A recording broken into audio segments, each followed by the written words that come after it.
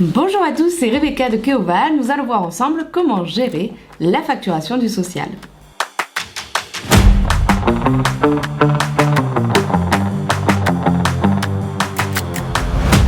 La plupart des cabinets vont facturer sous 3 façons différentes.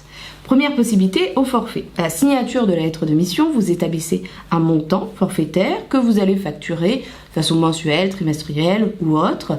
Possiblement en fin d'année, vous aurez des boni-malus et vous pouvez refacturer les malus.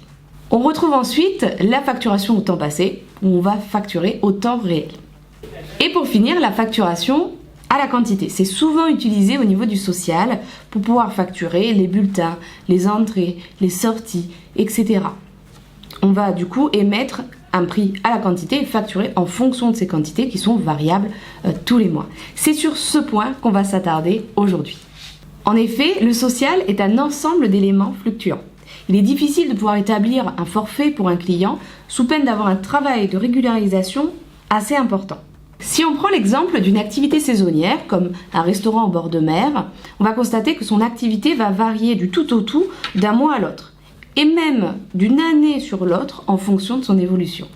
C'est pourquoi le social est communément facturé à la quantité. 2 points sont alors soulevés. Comment gérer cette facturation à la quantité? Autre point, comment mettre en place un prix par article? Un prix pour les bulletins, pour les entrées, pour les sorties, etc.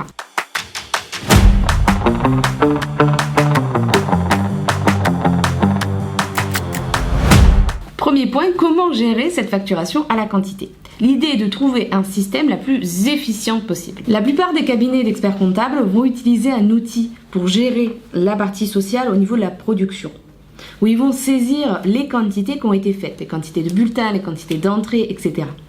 On va retrouver Fool, Koala ou Silae, qui est le plus connu. L'idée est donc de pouvoir récupérer ces données-là qui ont déjà été saisies pour les exporter et les importer pour facturer. Ainsi, on n'a pas besoin de ressaisir ces informations de quantité pour facturer. Depuis votre outil de production sociale, vous allez pouvoir exporter un fichier comme ici, avec forcément beaucoup plus de données. Ici, on est vraiment sur un exemple. Vous allez l'enregistrer sur votre poste et avec Keoval, vous allez ainsi pouvoir chercher votre fichier, indiquer sur quel mois vous souhaitez le facturer et venir lire le fichier. Le système va vous indiquer si tout est OK, vous pouvez éditer un rapport et importer. À partir de ce moment-là, si je dis oui, ça y est, vous avez mis en place la facturation pour le social et le mois de mai. Si on vient maintenant voir la facturation d'un des clients, vous allez après préparer toutes les factures d'un coup, ici c'est pour vous montrer, on va pouvoir visualiser la facture, vous avez le choix aussi au niveau des documents, ici c'est vraiment un exemple. On voit bien qu'on a les différents articles qui ont été importés, avec un prix, on verra juste après comment est indiqué ce prix et les bonnes quantités. Deuxième point qu'on a soulevé tout à l'heure, c'est comment gérer le prix par article. Le prix pour un bulletin, pour une entrée, etc. etc. On peut avoir une multitude d'éléments à facturer au niveau du social.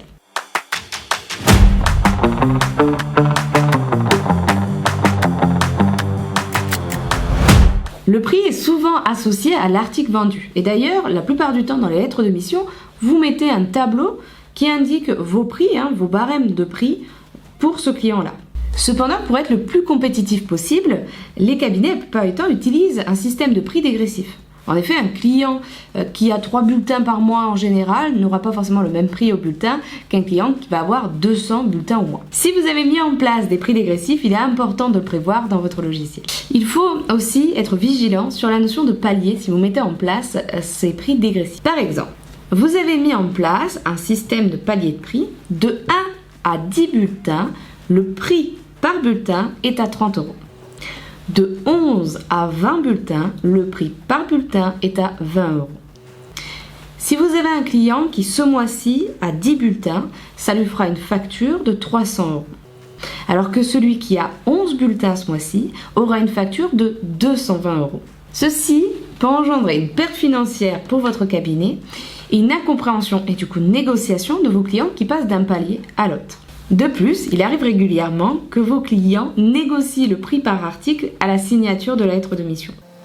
Ça permet d'avoir une marge de manœuvre commerciale au niveau des cabinets et de rester compétitif.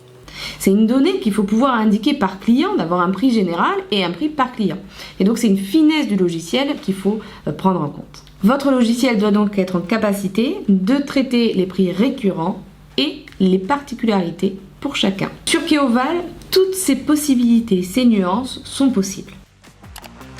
Sur Keoval, on va pouvoir indiquer de manière générale au niveau de l'administration un prix par article qui peut lui être dégressif. On a la possibilité de venir indiquer un système de progression qui permet de gérer ces systèmes de paliers. Par ailleurs, par client, on va pouvoir indiquer un prix spécifique qui a lui été négocié pour ce client par exemple. Où là, on va retrouver un prix qui peut être différent. On peut aussi, si je prends l'exemple d'un autre client, venir indiquer un prix spécifique par article qui est dégressif pour ce client-là. L'ensemble de ces informations de prix seront pris en compte à la facturation du social. Pour finir, vous avez aussi la possibilité de saisir directement les quantités. C'est souvent utilisé pour les éléments qui ne sont pas mis dans la production sociale, comme les contrats de travail par exemple, où là on ne va pas les récupérer par exemple de SILAI. Depuis la saisie des temps de Keoval, on va pouvoir saisir les informations, notre temps si besoin, et l'article. En fonction, on vient indiquer les éléments et la quantité. Cela va donc créer une ligne de facturation, comme la facturation à la quantité de tout à l'heure. C'est fini pour aujourd'hui sur le thème comment gérer la facturation du social.